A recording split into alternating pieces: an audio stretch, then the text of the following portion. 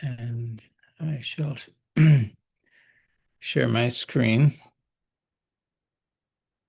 Okay.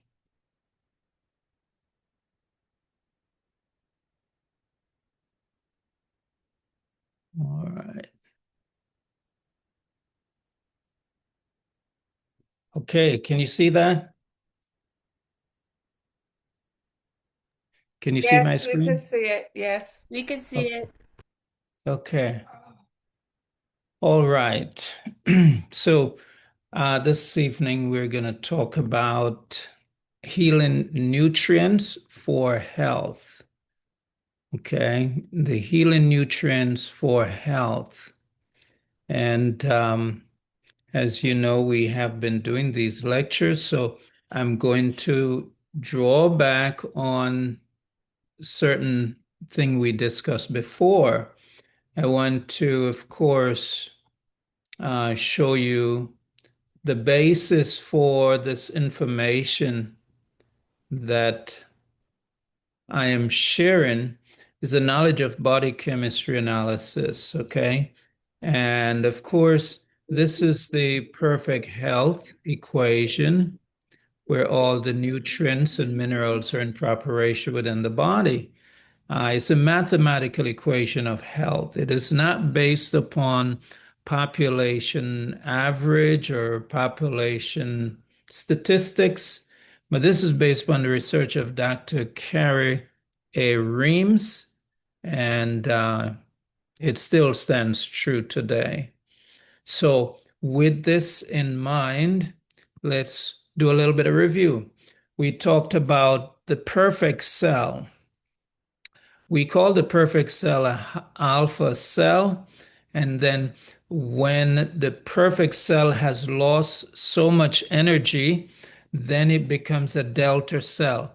At that time, the signal is sent that we need to replace the cell. All right. If you notice, of course, as you go from alpha to delta cell, it begins to swell up with moisture, and medical science say it's growing. All right. But if the nutrients to build new cells are not available for one reason or another, then it's going to stay in and continue to lose energy until it becomes an omega cell. It breaks connection with the nerve, it becomes a dead cell. That's a dead cell, all right? Here it is again. So the critical factor is the nutrients need to be available to the body so new cells can be built. So when the healthy cell reaches maximum of growth in its life cycle, it must be replaced by another cell. All right. Um, so the message is sent and so on and so forth. Here it is again. Here you see the delta cell, which is this delta is for change in Greek, alpha, perfect cell. Um, the delta cells continue to swell up with moisture, hoping that somebody will provide the nutrients so the liver can assemble those amino acids and send it to the area, the organ or tissue, so a new cell can be built and the old one can be thrown out. But because lifestyle is of such and the connections are not made with the nutrients, therefore the deficiency continues until it breaks connection with the nerve, at which time it becomes a dead cell, or as we call it, an omega cell. So it's the lack of mineral cause the delta cells to be retained until they become omega cell or dead cell. Lack of minerals, remember that. Okay, so already you should be seeing that it is absolutely important for us to get the minerals necessary for building healthy cell. So a new cell is built in place where the problem once existed as the old cell is thrown out and a new one is built in its place. The delta cell was replaced. It never gone to the degree of being an omega cell or a dead cell. Of course, you hear by this now that everybody has dead cells, and that is true.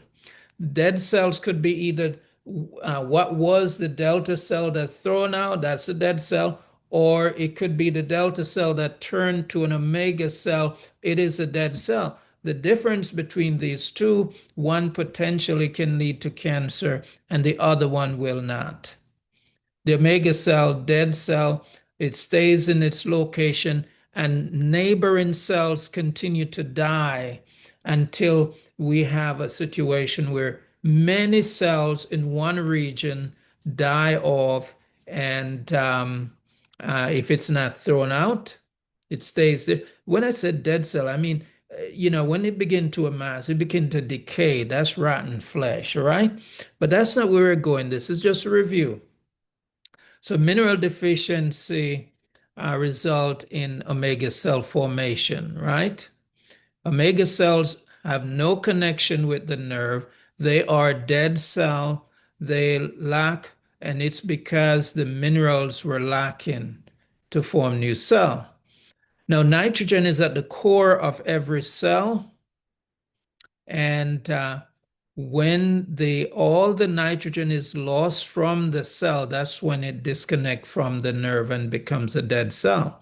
And notice, of course, your alpha cell are smaller, they're firmer, they're more dense, sort of like a peach that's nice and young and just hold on to that tree. And but when it gets ripe, it can fall off more easily. When it gets rotten, just the wind blowing can blow it off the tree. And this is different stage, same thing in our bodies. All right. So the key factor we want to discuss this evening is the necessity of feeding our cells right. Okay. We want to be able to keep, the key is to have maximum nutrition available to our bodies because our organs require them. If they don't get the nutrients, they're going to die. Disease is not a mystery, in other words. It is not a mystery. We put in the nutrients, conditions are right, our cells maintain health. We were created to live forever, right? Now, it's important to note that a horse can live on one single food all its life and maintain health. It can just eat grass day in, day out, and never get tired of it. All right. Now, a goose can live on grain all of its life too, no problem. Okay. But you decide to give the goose grass to live on, and it's going to die, starvation. Now, the horse may be able to live on the grain, would be able to live on the grain, but the goose can't live on that grass. And the difference is the cellular structure from species to species. Now, when we look at man's body and man's cellular structure, we are more fine-tuned, finely designed. We are the masterpiece of creation. And so for us, we need a wide variety in our diet. Now let's look at the popcorn situation. I know, as I'm going to talk about variety, the popcorn question always come up. What about popcorn? I love popcorn. Can't I use popcorn for a meal? And the issue is popcorn is very, very poor food. So that don't count in variety. In fact, it's the liquid in the water in the cell that caused that popcorn to be able to pop when you apply heat to it. But it doesn't have much more. It's poor.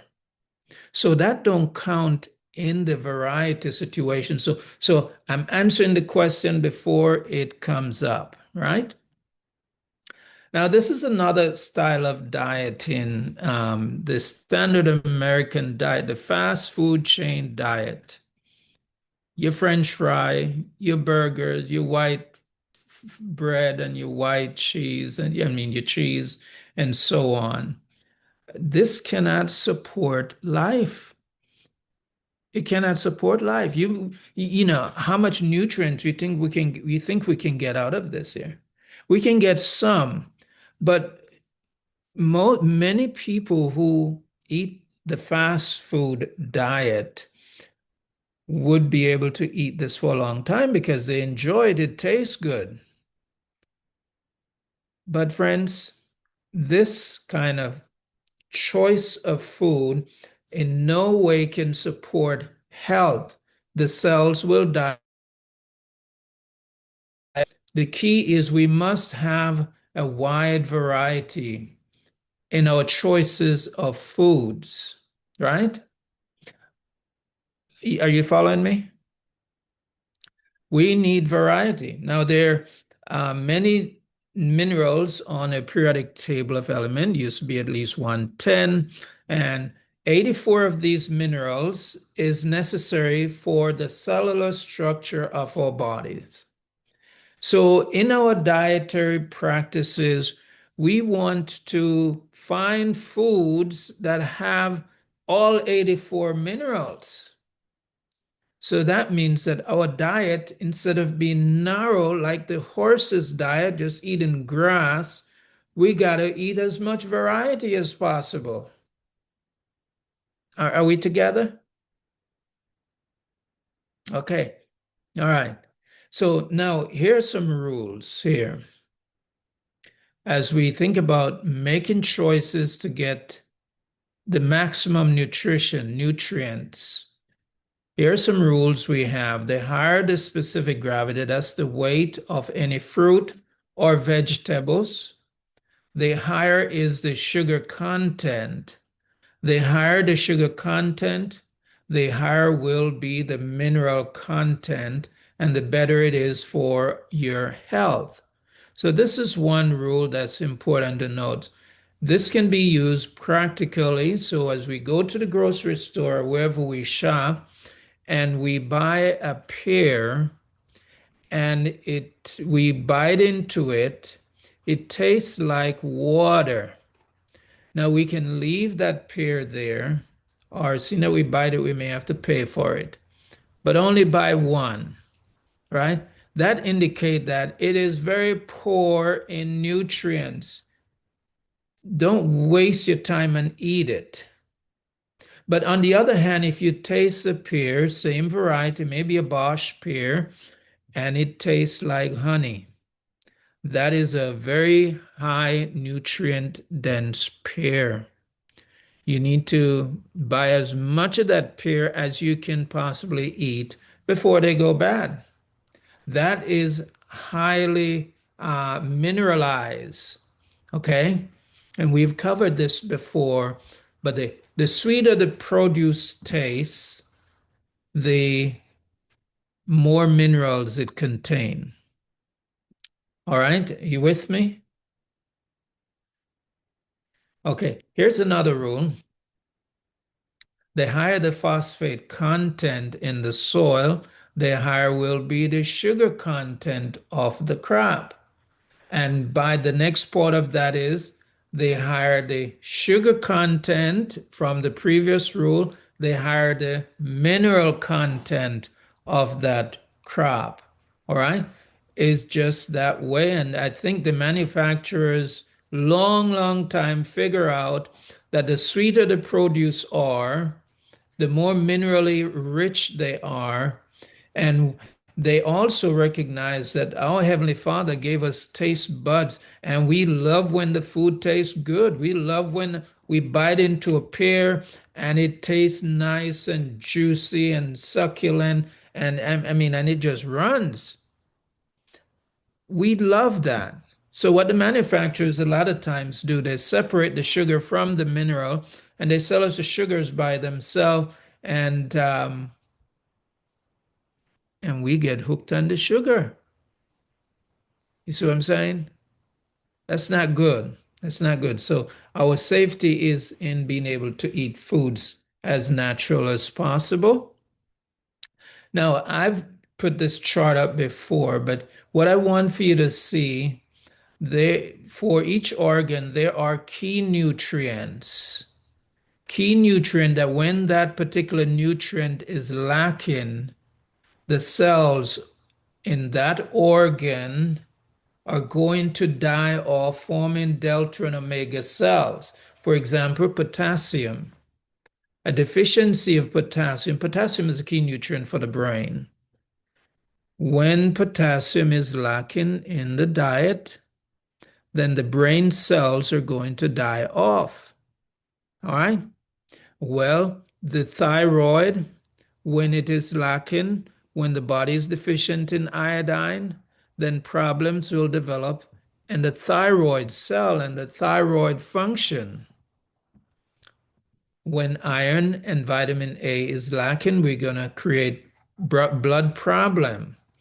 Um, when when all 84 minerals, a wide variety is lacking, then it's going to impact the lung tissue because the lung tissue has all 84 minerals. So usually when there's a deficiency in the body and the body begins now to have to pull from the lung tissue to support the rest of the system, that's where the lung problem will come in. And there are people who have had emphysema, having never smoked, never been around somebody who smoked, but because of the demineralization of the lung cell, because of the excessive mineral deficiency, emphysema develops. All right. So the eyes and the blood and the skin, a key nutrient there as well is your vitamin A. So vitamin A deficiency will result in problems in the skin. The skin of anything is rich in vitamin A. The skin, cucumber skin is rich in vitamin A. Carrot skin, which carrot skin is pretty deep, is very rich in vitamin A. All right. So when vitamin A is deficient, we develop problem with the skin. There will be problem with the blood because it needs there too, and problems with the eyes. Now, when arsenic, and you say, but arsenic is poison. No, in the phosphate form, which is a colloidal form, it is not poison. It is a key nutrient for the heart muscle. I could never forget, we had a consultation with someone several years ago, and we did their body chemistry, and they said they did a hair analysis, and it showed that she was arsenic poisoned, or she got an excessive amount of arsenic in the hair. And so they thought she had poison with arsenic. On the other hand, her medical doctor confirmed that her heart muscle is deteriorating. And so putting two and two together, we say, okay, so the heart is deteriorating, giving up the arsenic, and so it's been collected in the hair. All right. So arsenic is a key nutrient for the heart. You want the heart muscle to be strong, to remain strong. Well, we need to get arsenic into our diet, phosphate form. And then we have the phosphate of calcium, which we know that's the bone. So when calcium phosphate is deficient, then the bone is going to have problem, the teeth will have problem, and so on and so forth. Okay. And then we have manganese, which was the other one down. Also, when that is deficient, then we develop problem with the reproductive organs. All right. Prostate swelling because the cells are dying off. They're going from alpha to omega to alpha to delta to omega cells. So they're naturally dying off. It is no mystery, friends. So here's an example or illustration of a body chemistry situation. To highlight a point here, you see that pH 5.0 over 5.4 pH, that influences the digestibility, the digestive juice, the gastric juice. At this point, you can throw all kinds of nutrients at your body and it won't do anything with it because of the deficiencies that exists at this moment. See, the first thing that could help to benefit this person before anything else can become available to them is water. This person is very lacking in water, indicated by that 38C and that 4M plus plus. Not enough water. Everything is high. The point is this, they are minerally deficient, deficiency in water, iron, oxygen, vitamin C, calcium, iodine, and the other trace minerals because their diet is is deficient. Okay. And by the way, you can write down your questions. Write down your questions so that you will be able to ask your question at the end of this presentation. All right. Now, this is another rule. We do not live off of the food we eat, but instead off of the energy from the food that we eat. This is very important. Okay. It's not the food, the tangible material there that we live off of. Our gastric juice has to be able to extract the energy from that food, that banana, that pear, whatever it is. And the energy from that goes to the liver restructure and make it a part of you and me. All right. So the key is then, it's not enough just to throw food at our body. Hopefully we chew it very well. It's not enough to do that. We need to ensure that we have a strong gastric juice, strong digestive enzymes in order to interact with the food and release the energy from that food. It's sort of, you can imagine yourself, as I've done this illustration before, you got some sulfuric acid. No, you got some baking soda in water. And now you come and put a drop or two of sulfuric acid in there. It's going to bubble, it's going to fizz, and you'll be able to even to feel the loss of energy that is resulting there as a result of that chemical process. It's the same thing in our digestion. We have the anionic gastric juice and the cationic food coming together, acid and alkaline food coming together. And if it's strong enough, then energy is given off, and that's the energy that we live off of. So the key factor is digestion. Digestion is very important as we think to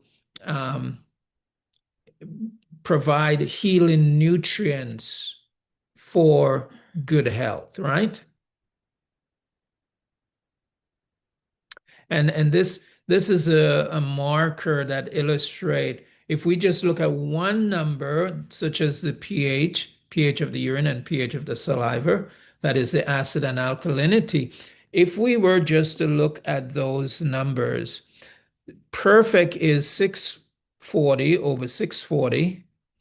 And then the natural drift of things, it goes then to alkaline over alkaline, then acid over alkaline. It switches. So now it may be once it leaves perfect, providing everything was perfect starting out, then it will go maybe 7.2 over 7.4. All right. And then as the deficiencies continue to affect the body, then it goes to acid over alkaline. So now it may go to 5.8 over 7.2. And then as the deficiencies continue in mineral and the gastric juice increasingly become weaker, by the way, then it switches to alkaline over acid. Now that's like a that's like a 7.4 over 5.2. That's alkaline over acid. And then as the deficiencies continue in our diet, and we've taken all the medications in the world to make us better, but the deficiencies continue in our body, Then it gets to acid over acid. So now we 5.0 over 5.4. That is very acid.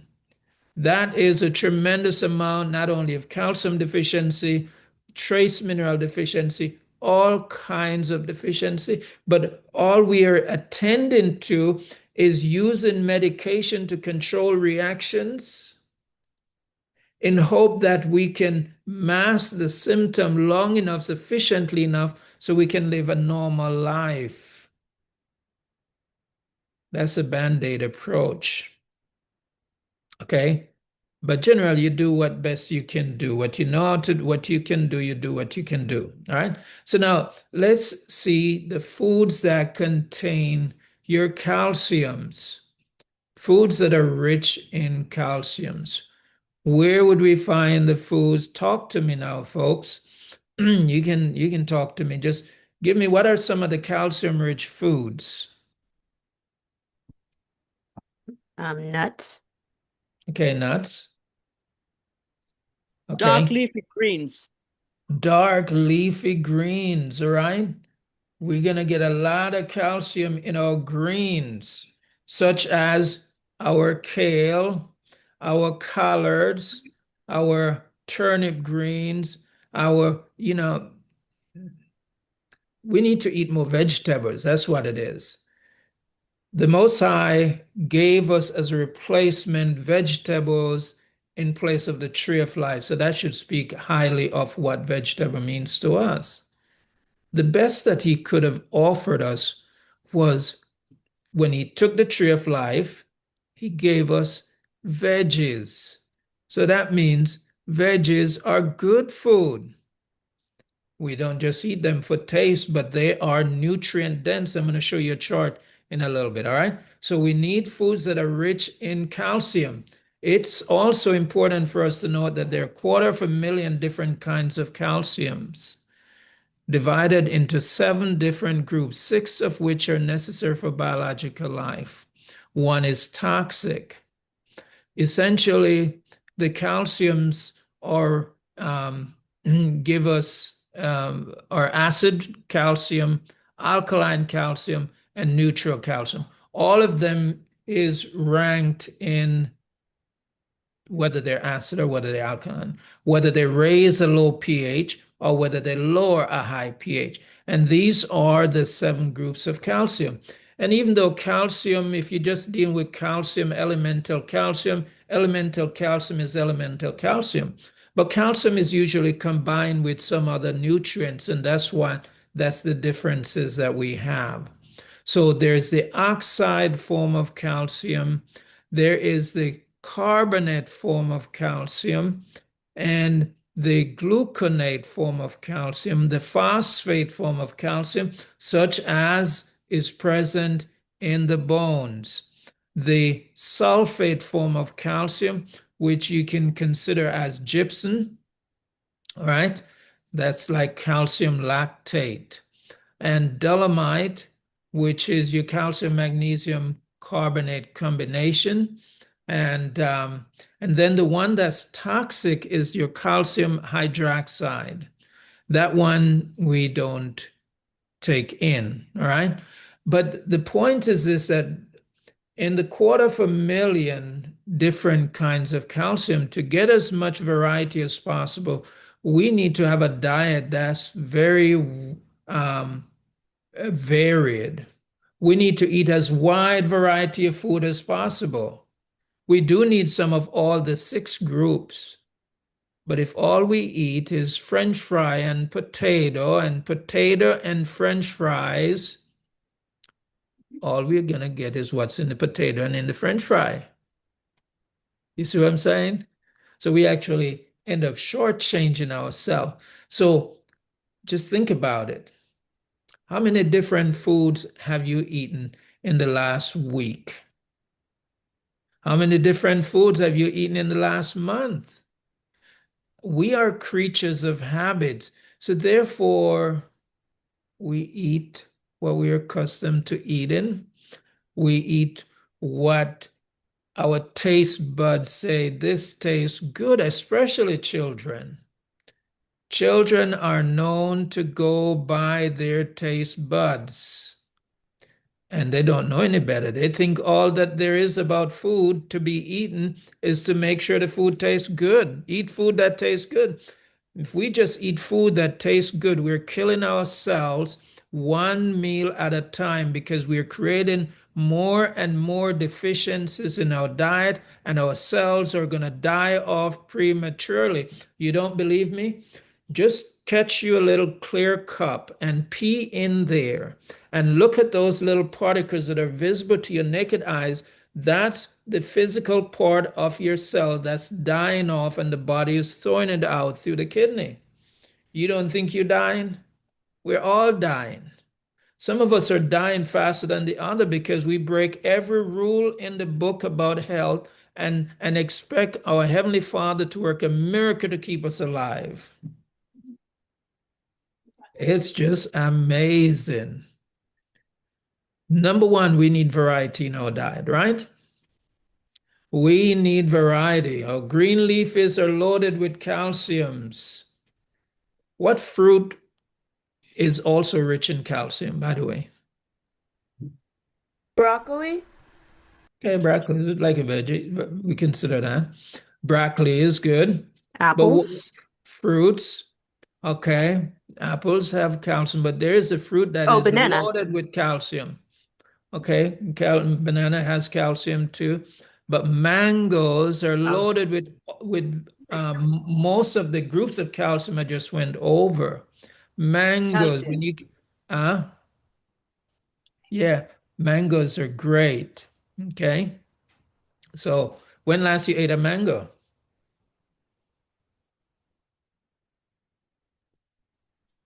Yeah, of course, they This don't grow in morning. Tennessee, but we have to, in fact, the way to really execute what I'm saying is to plan menus.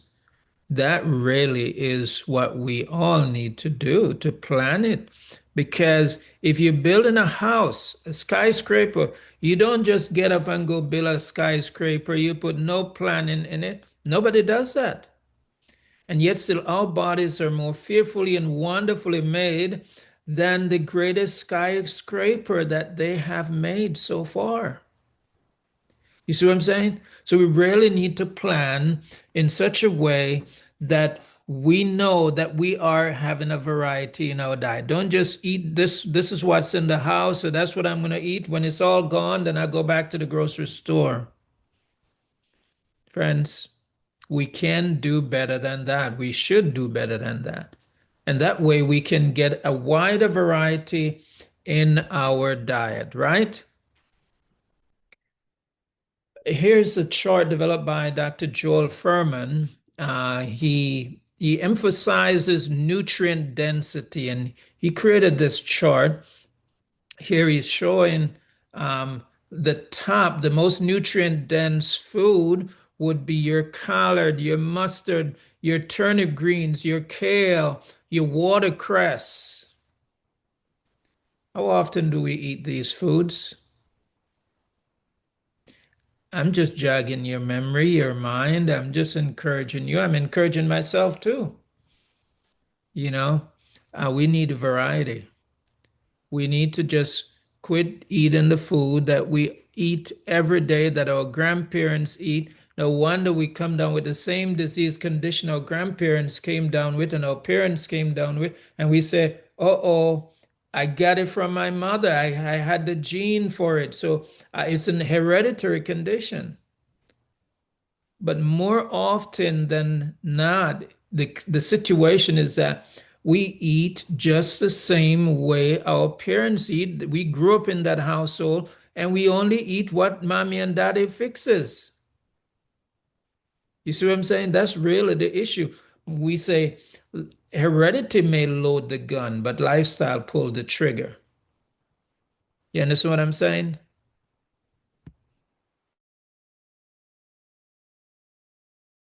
Nutrient, manganese. Manganese is very key for the prostate, reproductive organs, um, uterus, and so on and so forth.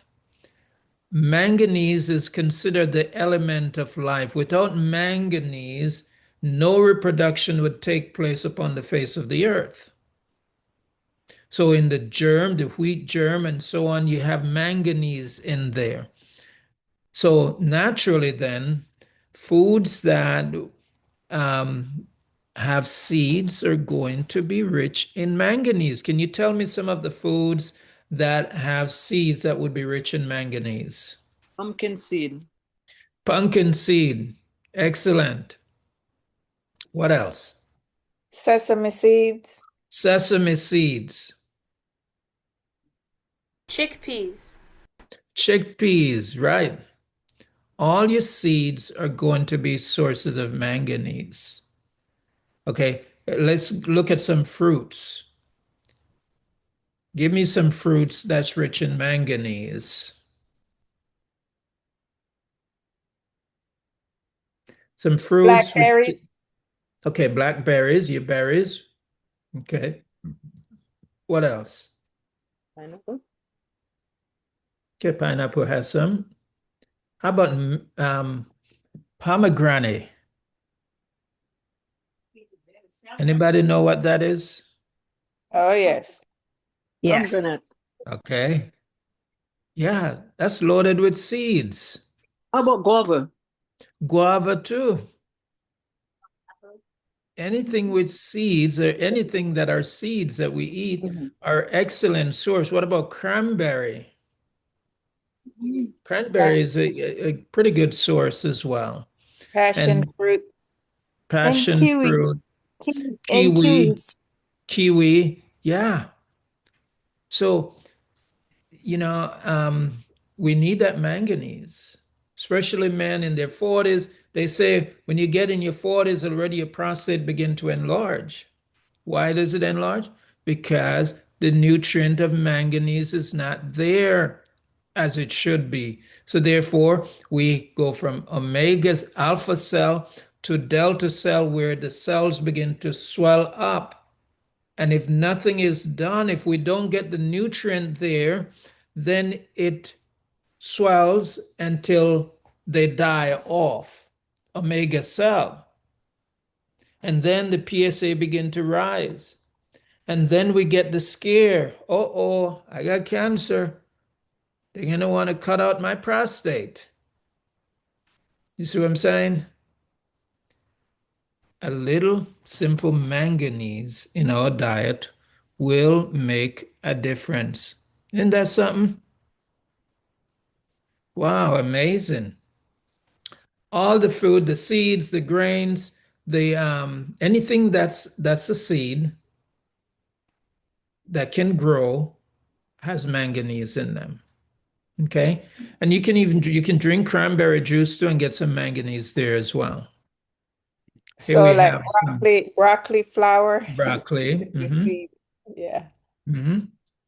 Your nuts as well, your seeds are source of your peas and so on. They grow. You plant them, they will grow. So they are sources of manganese. Once again, manganese is the element of life. Does hazelnuts have manganese too? Yes, sir. It's a nut. All right. Yeah. Because how does hazel grow? Hazelnut grow from the nuts? I would think so. If it grows from the nut, then it has manganese. Anything without manganese will not grow. I say so coconut is considered a nut, right? Yeah, coconut. And by the way, let me say just make mention of this while you mention coconut. We're talking about being able to maximize nutrient for the body.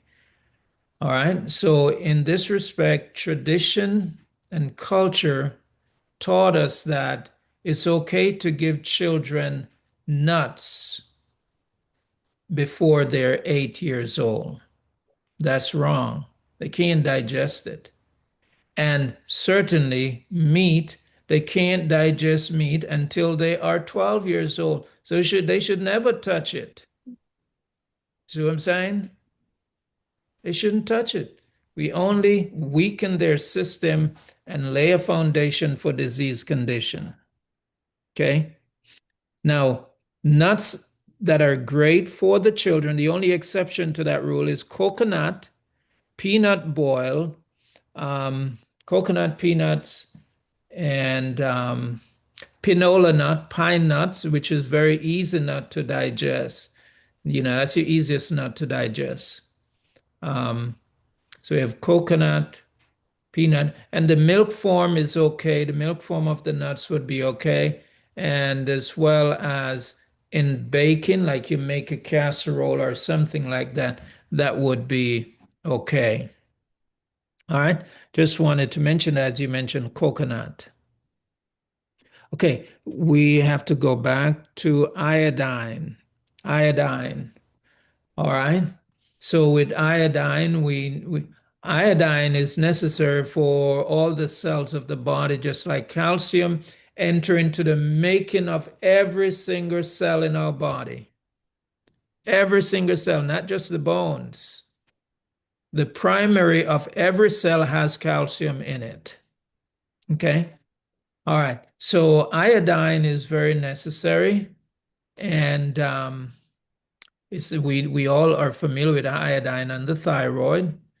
The liver uses 5 or 6 important nutrients. Those are water, oxygen, calcium, iron, iodine, and vitamin A. It uses these to make the basic amino acid structure that support all the cells, every organ in the body has to get their beginning starting point in the liver. And iodine is one of those nutrients, calcium, oxygen, water, vitamin A, and iron.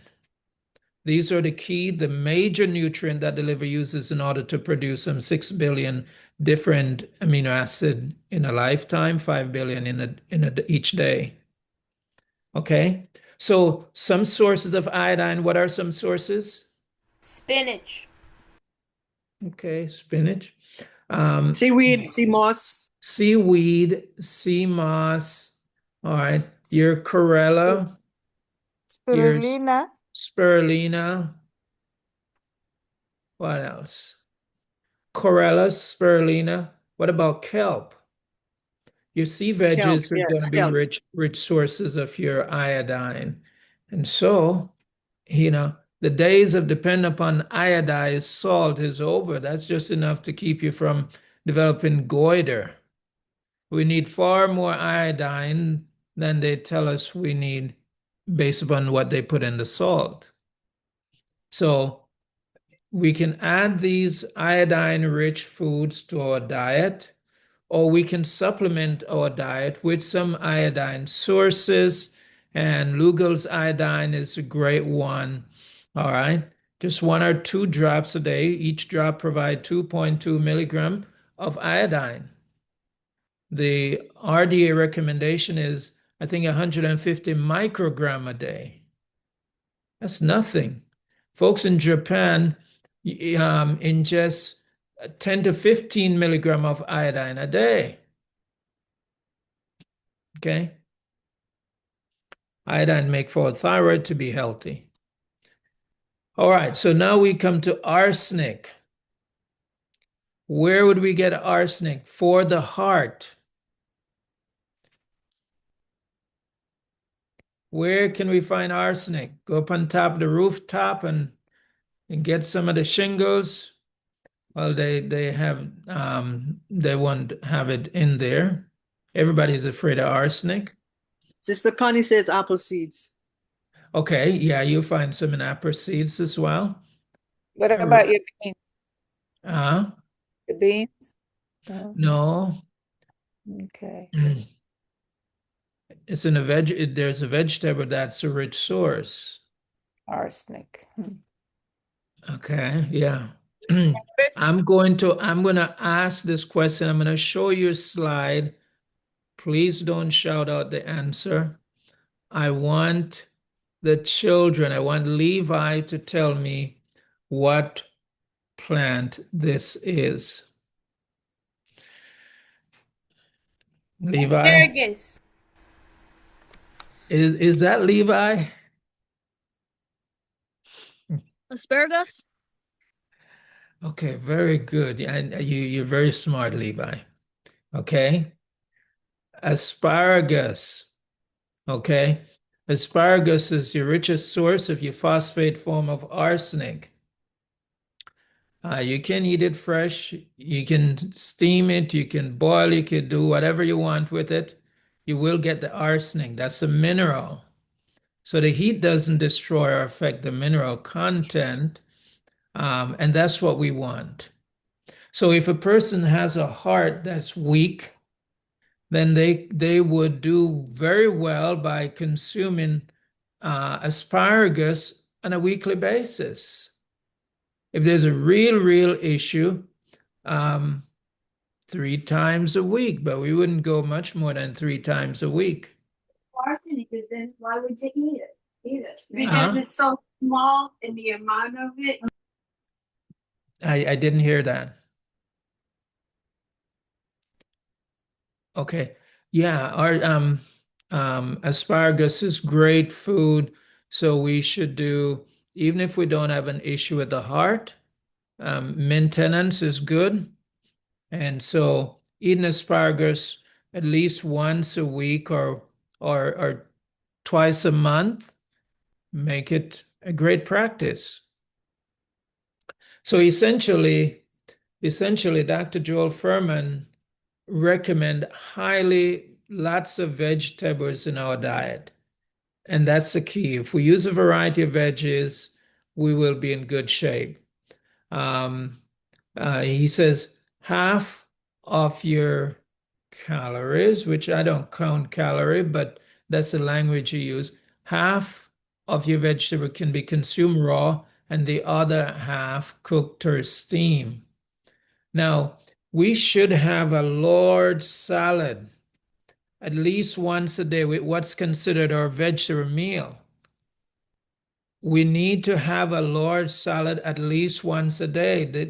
The days of just eating a bunch of cooked foods, that's been long gone. We need to put in great effort, whatever it takes, to get something raw when we're eating, because raw contains enzyme, and the enzymes are beneficial for our health, may even help our digestion as well.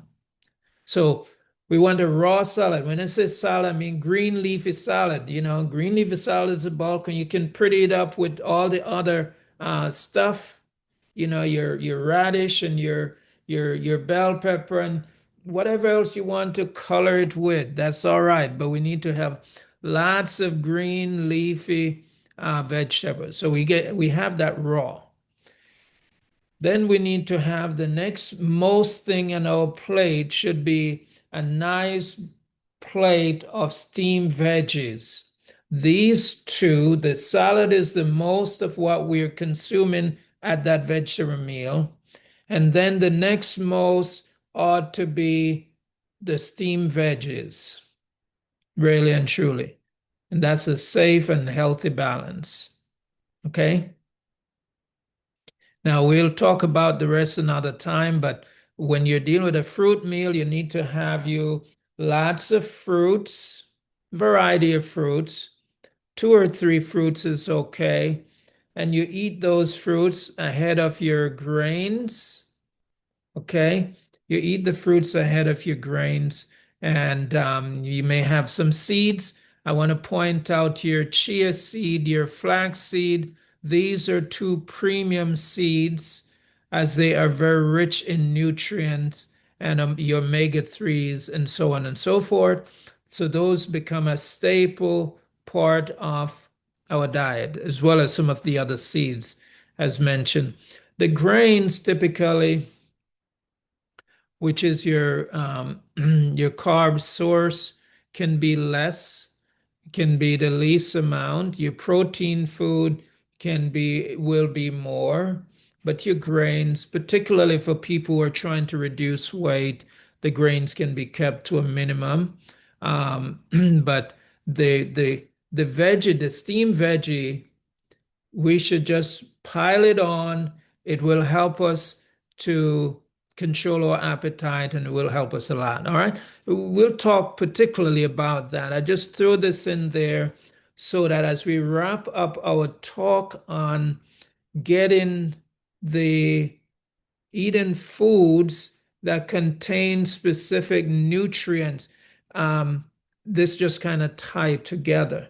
Now, we didn't go over all the nutrients, nor did we explore where to get all of the various nutrients that I had on the slide.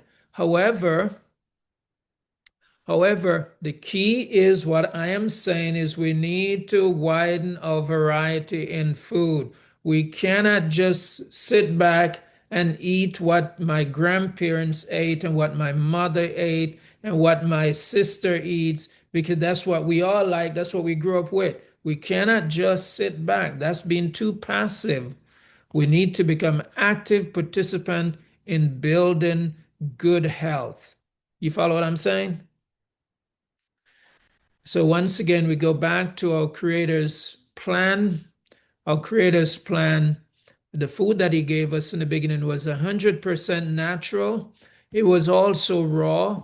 It was high fiber. Everything that He gave us was high in fiber. So there go McDonald's, there go Burger King, and so on and so forth. It was also loaded with enzymes.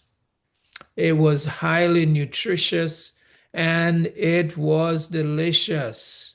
All right. So while we may not have all raw per se, but we need to have raw as an important part of our diet. Both the vegetable meal and the fruit meal. We should not sit down and eat a plate of food. I mean, there are exceptions, but we shouldn't sit down day after day and eat a plate of cooked food, dead food, and no live food in our plate. That's not good. All right? So we just need various reforms, and the numbers don't tell lies. The numbers translate our lifestyle habits, all right? And these are what I told you the liver requires in order to function, in order to make some 6 billion different amino acid per day to keep 6 billion in a lifetime, 5 billion in a day to keep a person in perfect health. All right. Now I open for questions. You can unmute yourself. Hello, I did have a question. Sorry. Yeah. It was about the seaweed. Is dried seaweed okay as well? Mm-hmm. Okay. Yes, ma'am. Thank you. So Any as other the cells are dying off, and you now begin to introduce these healthy foods, is it reversible, or Yeah. does it just slow down, or what? Okay. What happens? Very, very good question, Sister Shirley. What happens is when the cells get to delta, there is time for the liver to produce the amino acid to go to that area and replace that cell. Once the cell gets to delta, they're going to be thrown out, but they will not be thrown out until a new cell is ready to be built in their place. If no new cell come around to replace them, then it stays in the location. It continues to lose energy until it eventually breaks connection with the nerve and become a dead cell, at which time it is disconnected from the body, and it could either sit around among the neighboring cells and decay until it forms a mass, right? And then that's cancer. Okay. So when the nutrients now begin to become available, nature is going to build those amino acid structure which are designed to replace the cells that needed to be replaced yesterday, but is hanging on today and tomorrow and so on and so forth. It will replace them. Okay. So at that time, then the dead cell would be what? Eliminated or Yes. absorbed? What? The dead cell, the delta cell, which is now released from its location, will be carried out, and they're carried out in the kidneys. That's why when you look at the urine sample, you see those particles that are visible to your naked eyes. Those are the physical part of what was your cell. Some of the energy from the cell goes out as heat and electrical energy, but the matter portion of it goes out through the kidney, only through the kidney. So the summation is that once you begin to get the nutrients, then those dead cells won't hang around to form cancer. Right, exactly. But if All right, thank you. we keep starving our body, then those cells hang around until they die, and they may just sit in a certain area. And those people who are sickest, those dead cells will stay in the area for weeks and months, just continue to decay and decay, and it becomes a breathing place and a feeding place for all kinds of microorganism until somebody tell you got cancer. Brother Peter, Yes. I have a question about the vegetables. Because now when you go to the store and you buy your vegetables, most of them are like sprayed with lots of stuffs like fungicides, which could like potentially lead to liver problems. Okay, great question. Great question. And so the best way around that is to seek to grow our own food, or to get produce from your neighbor or from your farmer's market, people who you can trust. And I tell you, I think we can trust anybody over the box stores, because they don't have our best interests at heart. They just have finances at heart. So that's the risk that's involved. You can wash a lot of your veggies. You can wash them with your hydrogen peroxide or vegetable wash, or if you got an ozone generator, you can ozonate them, and that helps quite a bit to remove some of the chemicals and pesticides. Okay, thank you. All right. Organic is an option too, even though organic does not necessarily means more nutritious. Organic simply means that no chemicals and pesticides were added. Hopefully, though, if the organic grower is doing well enough, then they will grow top quality produce that the bugs won't even think to come and eat from their garden. And so they have no need to neither put chemical, nor even put the natural repellent there, because the healthier the produce are, the bugs and pests will not touch your garden. Okay. And Dr. Ream was able to grow food that everything was perfect, no bugs, no pesticides, nothing like that. And his produce were top quality. And we have a bricks chart. Maybe next time I will show you that chart and how to test your produce to see what they're doing. Any more questions?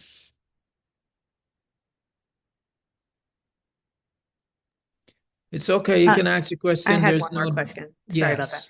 that. I was invited to this meeting through a friend, so I'm not on any type of list. So I wanted to know how I could get added to the list so that I can continue to attend the meetings, please. In the chat, if you don't mind. And Sister Pamela will make sure she capture it and put you on our mailing list. We generally do this health talk once a month. Once a month. So you said just put my email in the message or in the chat? Yes, just Okay. email in Sure the will. Thank chat. you. Okay. I have a question. Sure. A question about on the list of Dr. Furman's list, there's mushrooms, and I would like to know your position on whether it's good for us or not. Well, the honest truth, I never really studied the mushroom. I know there are both sides of the fence, and I've just never really delved into it to be able to give an intelligent answer. But I am for nutrients, okay? Getting the maximum nutrients into your diet. And variety is the key, but I can't give you an intelligent, definitive answer on the mushroom. I'm sorry. I should do some research on it. Okay. All right. Any more questions? There's a school of thought that mushrooms are parasites. They're not plants. They're not plants. They Okay. grow on something else. Yeah. Yeah, and they and at the same time in our store, Parasites. I believe Uh-huh. mushrooms are fungus, not parasites. And okay. and some cancer patients that I've been around, they are encouraged to eat shiitake and a couple of other mushrooms. They're actually given at some lifestyle centers for cancer patients. So if you treat it as a medicine and not as a food, but I eat mushrooms too at times. So Yeah, yeah, we've got a lot of mushroom capsules and stuff that seems to rev up the immune system therapeutically. But as far as I never really done a study on it for food. There are a wide variety of food out there that we have not even begin to experiment with yet. So, let's widen our variety and get as much different food as possible in our diet from week to week, perhaps plan our diet for a month or two so we know what we're eating, we know what we're getting in. Apart from that, and I'm guilty too. I don't make a list and say, okay, but I'm going to start doing it. So I know exactly what kind of material I am building with. Okay. Most of us just do it by chance. We just eat what's in sight. Any more questions? I Yeah. just want to know the replacement of asparagus because some of us we do not have it in our area. You don't have asparagus? Yes, Not in the stores either, in can or frozen? no, I haven't seen them in the stores. Okay, they grow quite easily. So she's in South Africa. Maybe you can, if there's a seed catalog in your area, they might have asparagus in there. Asparagus is great food for our heart. There's nothing better than asparagus for the heart. Okay. Okay. Yeah. All right. No replacement. It doesn't have any replacement. I mean, asparagus. Well, your seeds, a lot of your seeds, like your apple seed, your apricot kernel, your seeds usually have some. Oh, okay. Okay, instead of just spitting out your apple seed, you can eat the seeds. Those are good. All right. I thought apple seeds were poisonous though. Well, You mean too much of it though?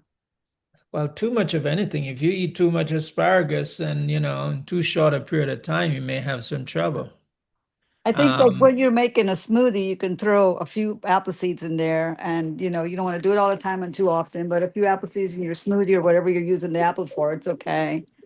But you don't want to put all of them in there. I eat my apple seeds more Wow. often than I don't eat them. They're good. I eat them. I know they're good because the Creator put them there. I mean, I'm not going to go buy a bushel of apple and sit down and eat a bushel of apple seeds. And that would be probably not good for me. Brother Lewis, but you're probably have Intemperate. a healthier Immune system. whatever to deal with it, because not everybody has a diet like you or Right, us. So right, not everybody might be able right. to handle that. So we have to be Right, that's true. careful. Yeah, That's we have true. to, yeah. Mhm. That is true. Okay. So you just know yourself. All right. Any more questions? Okay. All right. Well, if there is no more question, I appreciate you joining us this evening.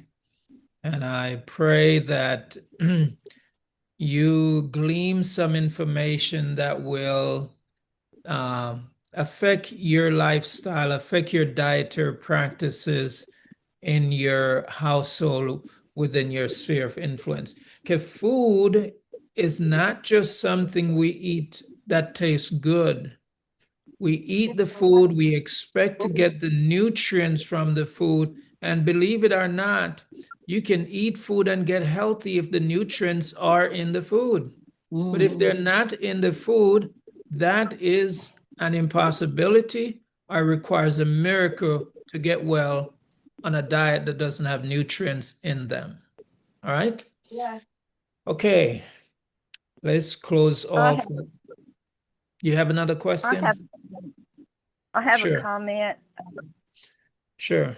I, for a while, went to the Messianic church. They keep feast days, and